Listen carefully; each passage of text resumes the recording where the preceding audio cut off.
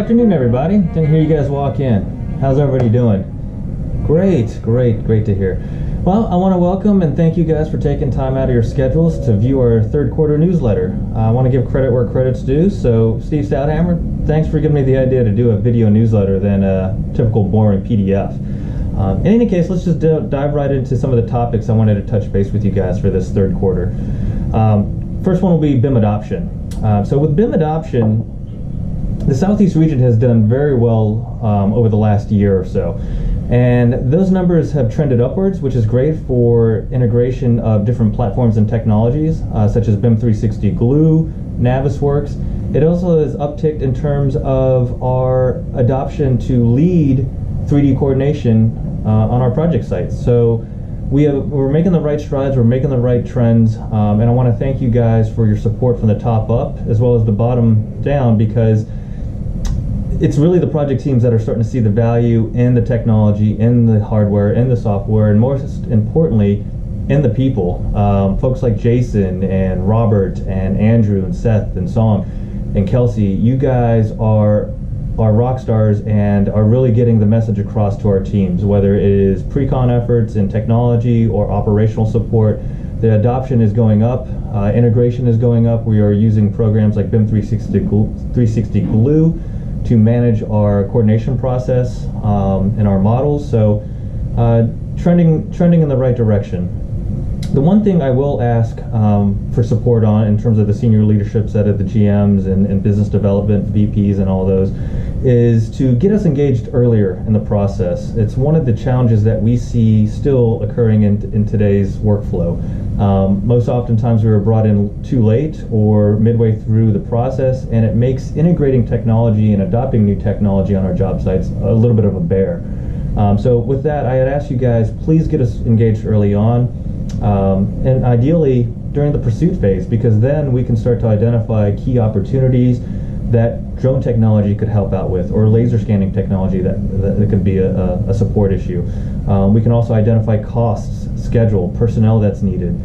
So all these things definitely could be hashed out very early on with no surprises down the road. So guys, please keep us in your thoughts and get us engaged early on. The second thing I wanted to talk about is technology and innovation. In particular, we'll look at drones, 360 cameras, and laser scanners. The DJI-inspired drone that you see here in the background is one of our workhorses. In fact, it's led a lot of the efforts over the last 2-3 years in progressing our drone applications at USA Building. In fact, Butch Kessinger out of the Durham office and the Raleigh Union Station job site was the first job to actually officially implement drones at Skanska and USA Building.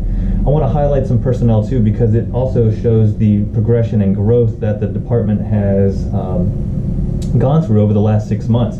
We started out with just one pilot, me, at the beginning of the year. We now have 7 pilots in Skanska USA Building, with a majority of them here in the Southeast. You have myself, Andrew Suzo, Evan Riley in Durham, North Carolina, and a few others in the Atlanta office that are in the process of getting their drone certification, I think roughly by the end of this month. So we'll have hopefully about 10 or 11 folks by the end of this year officially.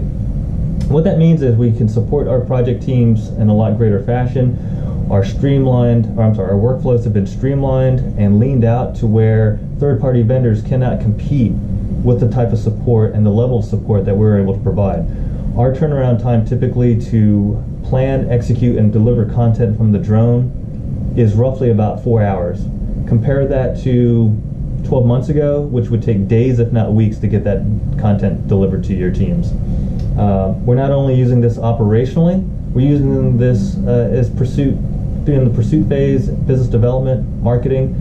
And I want to give credit, again, where credit is due. So Bob Meyer and Jose Cortez, thank you guys for getting us engaged very early on in the process. We are seeing tremendous value in drone flights and data capture, getting up-to-date imagery of our pursuit sites. Sometimes Google Earth, Google Maps, if not all the time, is outdated. We're able to study logistical plans, phasing, pedestrian and vehicular traffic a lot better. One of the things we did not anticipate, which is a huge, huge positive, is the client relationship that we've had on a couple of our pursuits. Central Lynchburg in Virginia, as well as Carillion Healthcare. the client loved what we were able to provide and do with our drone technology. In fact, the questions that they had on site for us as we were operating, the level of their engagement just proved how interested they were and how impressed that they were with our ability and capability to provide that information to them. Again, we're not just using them for pursuits, but within operations, not just progress tracking for our projects, but we're using them for inspections, getting above ceiling, anything that we can limit the need for a laborer or an employee to get up on a scissor lift or a ladder or scaffolding even. We'll use the drones and we'll carry out those operations in a safe manner as well. So keep us in mind when you want to use drones, and we'll go from there. The other piece of technology is the Faro laser scanner. Laser scanning is very popular, especially for interior jobs, any type of tie-in work that we want to do.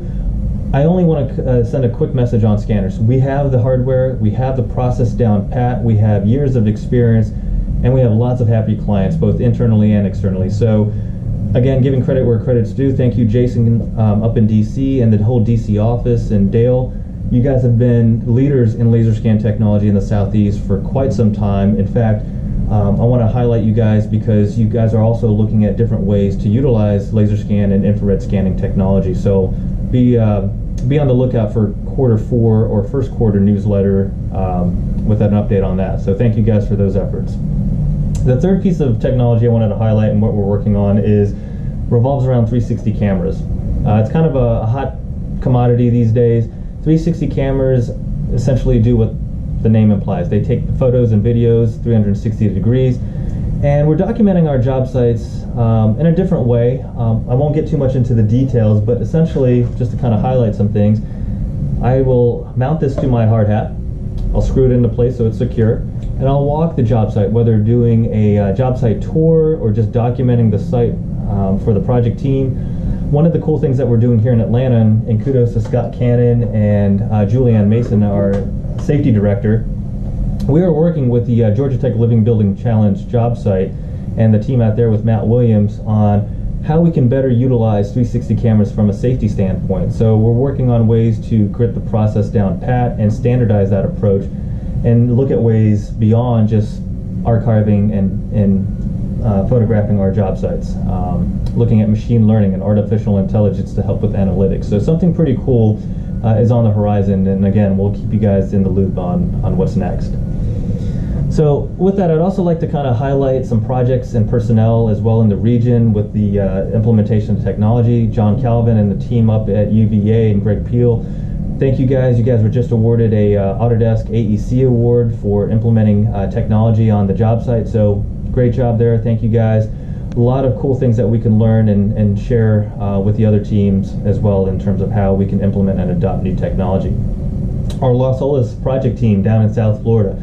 A big thank you to Graham Kelly and Mike Brown and Vince down there. But Andrew has been instrumental in getting drone technology down in South Florida, has helped progress our workflows. And that team in particular really became the first team to fully adopt and see the value of drone technology. They purchased their own drone, their own insurance, and have been able to do so and implement it moving forward. The third thing I'd like to also again touch upon, Georgia Tech Living Building Challenge. Those guys have been rocking it out and testing out many cool technology pieces that you see here today. And again, thank you to Scott and the team here for allowing me to essentially test out these new platforms. And then in DC, like I said, thank you guys for pushing forward with laser scanning and infrared scanning capabilities. The last thing I'll mention is dealing with our education and training. One of the main points of feedback from the guys and women out in the field is we want more training, but we want something that's high impact, something that we can use on the site today as opposed to 6 months down the road.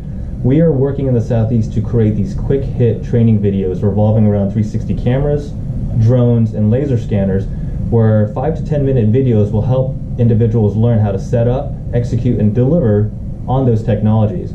So look forward to that into 2019. So with that, I want to thank you guys for taking time out and have a great weekend. Thanks.